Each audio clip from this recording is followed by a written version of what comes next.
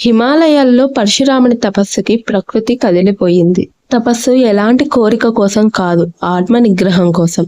పరశురాముని తపస్సుకి పరమశివుడు ప్రత్యక్షమయ్యాడు. పరశురాముణ్ణి ఆశీర్వదిస్తూ, ఓ పరశురామా, నీవు నీ కోపాన్ని నియంత్రించగలిగావు.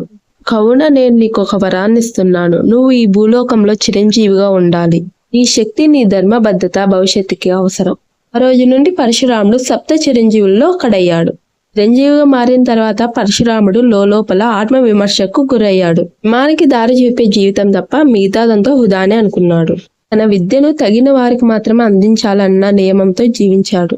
తన విద్యను అధర్మం వైపు వెళ్ళకోకుండా కాపాడాడు. ఇప్పుడు దేవతలు ప్రసన్నమయ్యి, ఓ పరశురామ, కళ్ళకు కనిపించని కాలంలో ధర్మాన్ని రక్షించేందుకు ధర్మరక్షకుడు అవతరిస్తాడు. అతడే కల్కి. నీకు శిష్యుడవుతాడు. అతనికి నువ్వు ఆయుధ విద్యల్ని బోధించాలి. నీ వరం యొక్క ప్రయోజనం.